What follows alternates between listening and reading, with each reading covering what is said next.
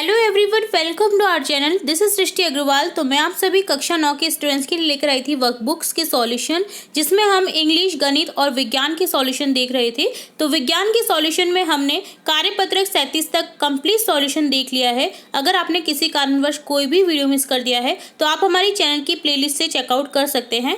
तो स्टार्ट करेंगे यहाँ पर कार्यपत्रक 38 से सॉल्यूशन। यहाँ पर हम 3 कार्यपत्रक के सॉल्यूशन देखने जा रहे हैं। कार्यपत्रक 38, कार्यपत्रक 39 और 40, 38, 39 और 40 तीनों के ही हम वर्कशीट्स के सॉल्यूशन इस पार्ट में देखेंगे। तो वीडियो इंपॉर्टेंट होने वाला है, तो वीडियो के एंड तक बने रहना है आपको इसी तरह मेरे साथ, ताकि आपको सभी क्वेश्चन जो मैं बताऊं आपको यहीं पर समझ आ जाए और आप लर्न कर सकें। तो यहाँ सबसे पहले देखेंगे वर्कशीट 38 का सॉल्यूशन, जिसमें क्वेश्चन फर्स्ट है, चाल की परिभाषा व मात्रक लिखिए।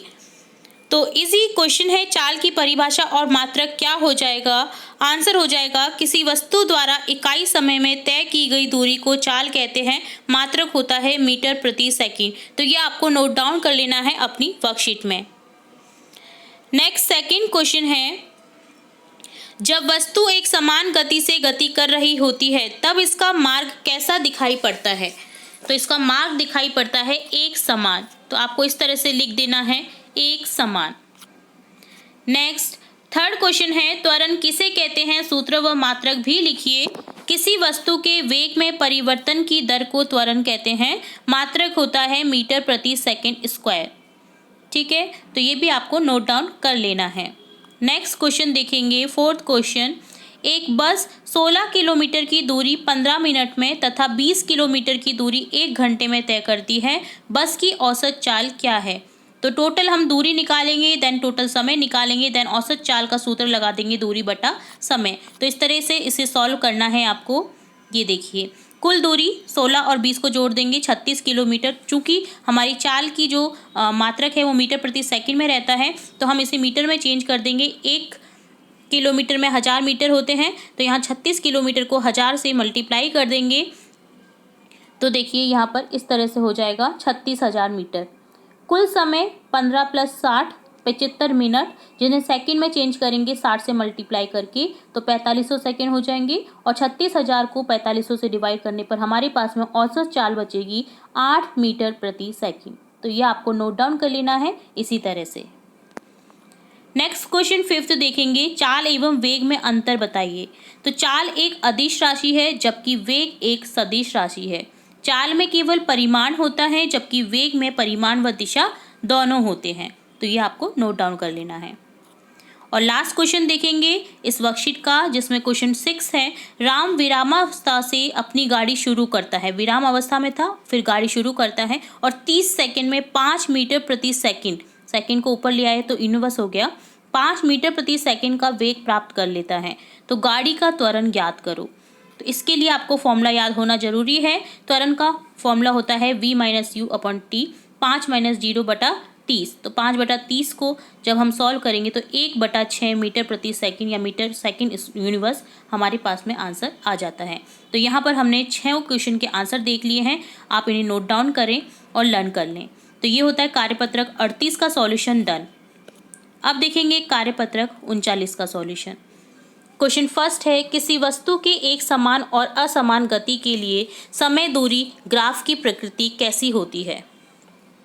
तो आंसर हो जाएगा, किसी वस्तु के एक समान गति के लिए समय दूरी ग्राफ की प्रकृति एक सरल रेखा होती है व असमान गति के लिए समय दूरी ग्राफ की प्रकृति वक्र रेखा, परवलय नामक या मुड़ी हुई हो सकती है।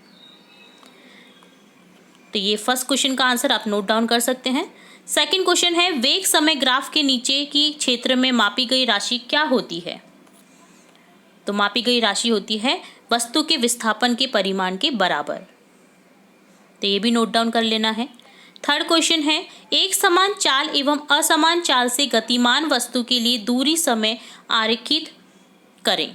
तो आपको क्या करना है, ग्राफ आरेखित करना है। तो ग्राफ को अच्छे से करिएगा, ये समान गति हेतु ग्राफ है। देखिए इस तरह से आपको अपने ग्राफ पेपर पर नोट डाउन कर लेना है, समान गति हेतु सीधी रेखा जो प्राप्त होती है हमें। तो ये समान गति हेतु ग्राफ है और ये है असमान गति हेतु ग्राफ, जिसमें एक मुड़ी हुई रेखा या परवलयकार रेखा हमें प्राप्त होती है। तो ये तीनों ही क्वेश्चन डन होते हैं आपके वर्कशीट 39 के। जिन्हें आपको नोट डाउन कर लेना है, लर्न कर लेना है इसी पार्ट में। तो ये डन होता है कार्यपत्रक 39। अब देखेंगे कार्यपत्रक 40 का सॉल्यूशन। इसमें क्वेश्चन फर्स्ट है, सारणी में वस्तुओं की गति के कुछ उदाहरण दिए गए हैं, प्रत्येक दशा में धक्का देना या खींचना के रूप में पहचान कर लिखना है। क्या वह स्थिति धक्का देने की है या खींचने की है या उठाने की है, वो आपको बताना है। तो मेज पर रखी पुस्तक को गतिशील बनाना, ये क्या है? धक्का देना। दरवाजे को खोलना या बंद करना, खींचना। कुएं से पानी की बाल्टी को खींचना, तो ये ऑब्वियसली इसमें तो खींचना आ ही गया है, तो ये क्या है? खींचना।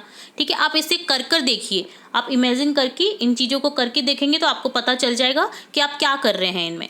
लदी हुई बैलगाड़ी को चलाना, धक्का देना होता है। किसी मेज की दराज को खोलना, खींचना होता है। आप कोई भी रैक खोलिए, आप उसमें क्या कर रहे हैं, कौन सी क्रिया कर रहे हैं? खींचने की। ठीक है, तो इसे इस तरह से नोट डाउन कर लेना है। तो ये डन होता है आपका क्वेश्चन फर्स्ट। अब देखेंगे सेकंड क्वेश्चन, जिसमें क्वेश्चन है उचित शब्दों द्वारा आपको रिक्त स्थानों की पूर्ति करनी है। किसी वस्तु पर लगने वाले धक्के या खिंचाव को क्या कहते हैं? बल कहते हैं।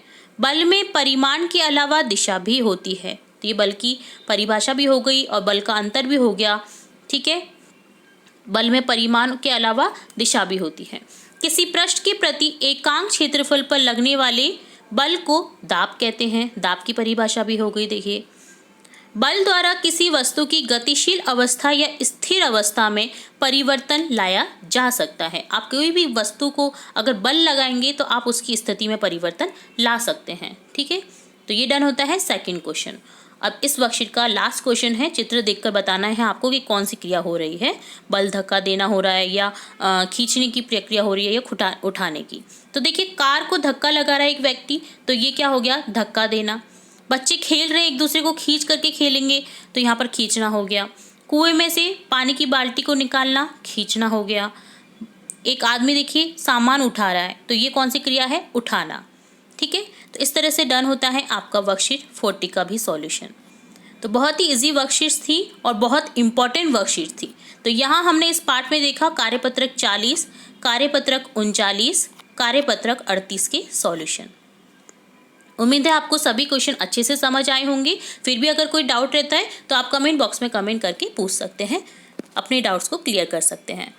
तो इसी तरह और इम्पॉर्टेंट वीडियोस और वर्कशीट्स के वीडियोस और एग्जाम से रिलेटेड वीडियोस देखने व सुनने के लिए जुड़े रहे हमारे चैनल के साथ। वीडियो को पूरा देखने के लिए धन्यवाद।